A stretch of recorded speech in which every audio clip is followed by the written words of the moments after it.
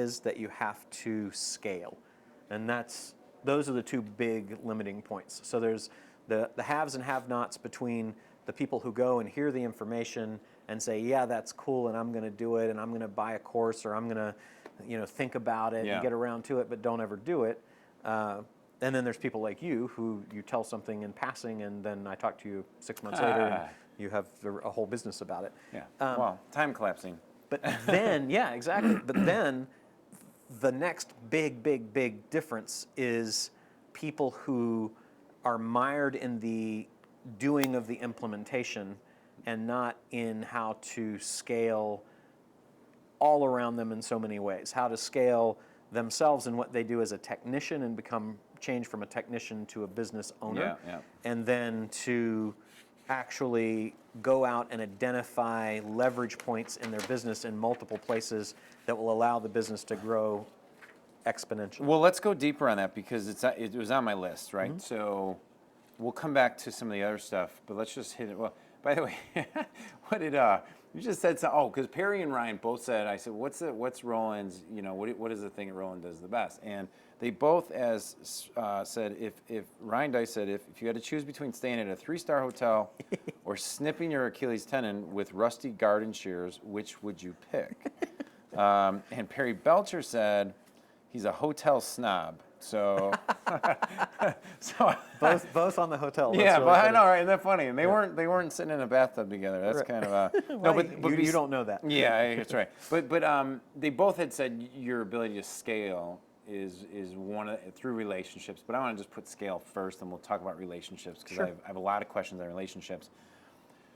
One thing you mentioned was before we talk about scale, you said something I want to go back to, which is you said, I'm going to go do this, and then you said there's 2 sets. I'm going to go do this, I'm going to implement, and I'm going to go scale. Mm-hmm. But what I want to know, because do you feel like when you're learning a new system, like so you and I have crossed paths, like not many ways, like, okay, you're learning SEO, okay, well, I'm going to go learn SEO. Now we're going to learn media buying. Oh, I'm going to learn media buying. Right. We're doing local search seminars together. Those are all totally different systems. Mm-hmm. I pride myself on the ability to learn extraordinarily fast by modeling. You tend to do the same thing. Mm-hmm. What's your internal system that you haven't really shared, or do you have one that you're not even aware of, or that system are you for accumulating information rapidly and then implementing very rapidly? Yeah, I am, because I do that regularly. I am an avid consumer of massive amounts of information, and so I cram learning information, researching online, talking to everybody I can into a very, very short period of time, and spend maybe 14, 15 hours a day doing it for a couple of months. And then the next phase is synthesizing and seeing what makes sense and what doesn't, and organizing and sequencing and ordering. And then it's implementing after that. So in the synthesizing, so for example, like when you're accumulating information, do you feel like a certain pressure, like internal, like that you put on yourself, like I got to get this? I feel like I can't drink it in fast enough, and there's an urgency that is palpable physically for me. Yes. That I feel it right now in what I'm learning with respect to how sites like Upworthy and BuzzFeed and Movoto are able to grow in a year from nothing to millions of unique visitors.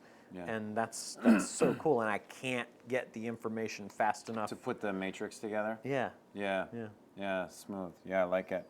And then in the synthesizing phase, how much is there a phase where there's almost overwhelmed confusion where you're okay with that? Yeah, that's a really good question. The first time that I experienced that was, do you have that too? Is that how you work? I always, I want to let you finish, but yes, I think it's a key pattern that I've rarely seen anyone talk about. Yeah, so the first time that I got it was when I was in college, and I was taking accounting, and accounting was completely new to me at the time. I had never had accounting courses or anything like that. So, and what I found was that if I tried to concentrate on understanding the material, I had to work a whole lot harder than if I just went through it the first time and didn't care about understanding it or not understanding it,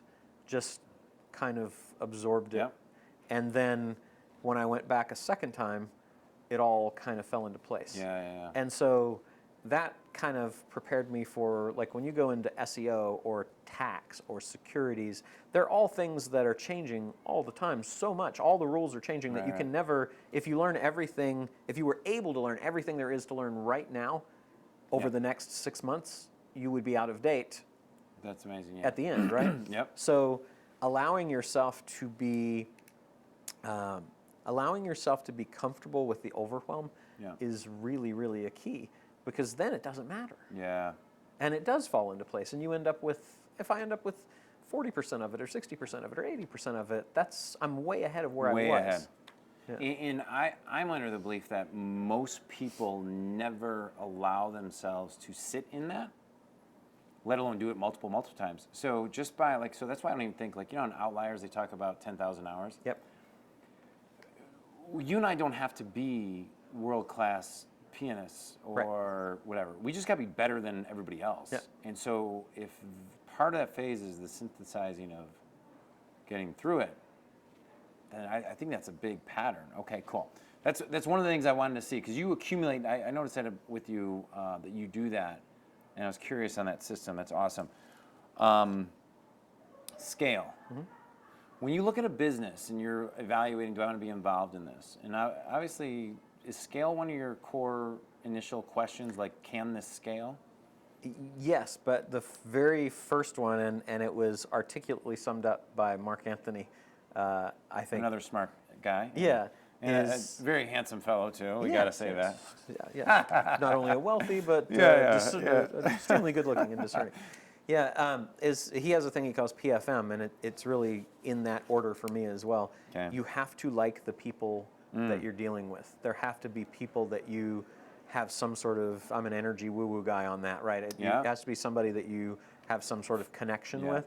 And from a legal side, what you learn in law school is people don't sue people that they like. So when you see all kinds of business deals where people are trying to force the square peg into the round hole with somebody they didn't like the person that we were talking about earlier.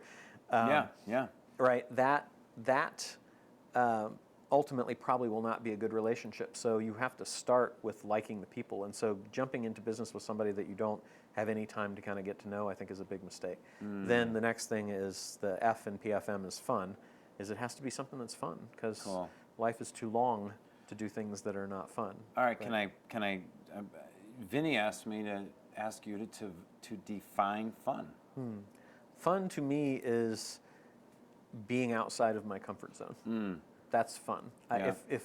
If we're going to go, if you and I are talking about something right now and we're going to go do something that is not a challenge and doesn't push either of us to grow in some sort of way, then I don't actually think that's fun. And it's not that I wouldn't do it, or that I wouldn't do it and outsource it, or do it and get somebody to run it. You know?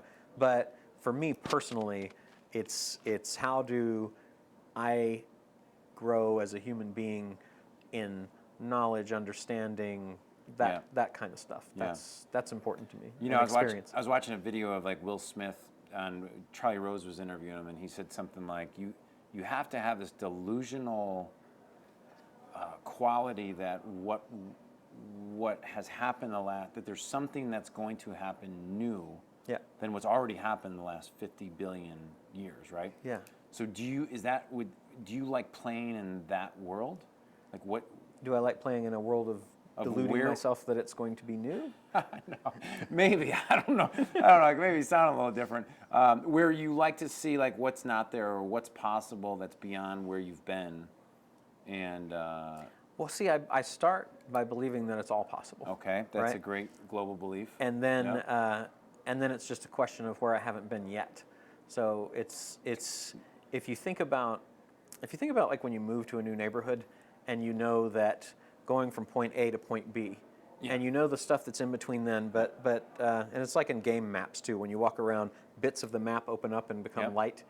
That's how everything is, in my opinion. Is that I know how to get from here to here now, and more of the map is lighting up as I go around. That's right. But there's all this other area that's still dark to Yeah. me.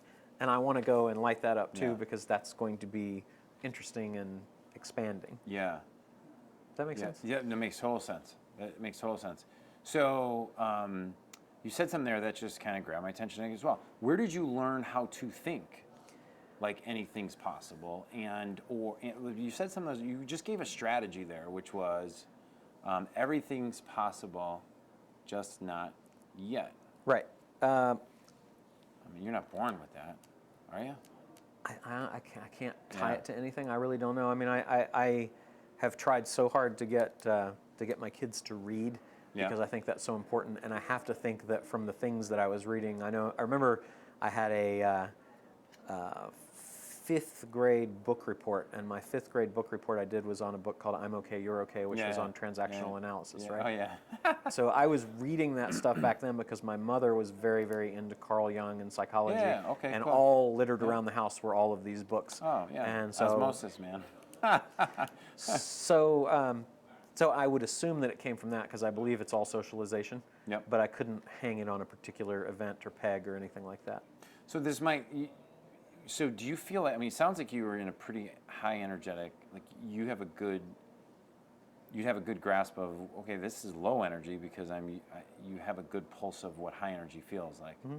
See, what's interesting about that is that it seems like most people grow up in a very mixed energy or low energy. And like when we were shooting other episodes of the show earlier, I was talking about how our television and everything we listen to rewards low energy. Mm-hmm. So most people don't even know what you're kind of delusional to great energy, which makes your world more possible. Yeah. Well, and what that is it's filtering, right? It's why I don't watch the news, because the news is primarily negative and designed to appeal to people's emotions of fear so that they will consume more news, right?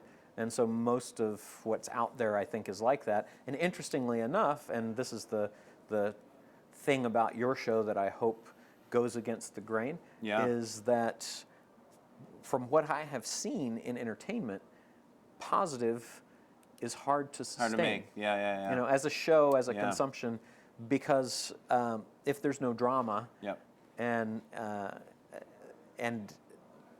if there's no drama, then it becomes difficult for people to consume. Yeah. I don't require drama, right? That's right. I don't to like operate. It. Yeah. Like, hey, let's take 5 minutes and just be drama, so we get out of our system, so then we can go be awesome. Yeah, exactly. Yeah, awesome. So PFM, what's the M? M is money. Oh, okay, great. So it's got money. Great. Yeah. Now, when you look at it in the scale, one thing that Perry had said, or you had said, was you go back to relationships. But before we go deeper in relationships, you also said you look around the scale, you go around the whole thing. So what do you mean by that? Like when you look at a business, what are the different ways that it can scale? Or sure. Yeah. I don't know if I'll get them all here, It'll be perfect. But basically, is there untapped market, right? Yeah.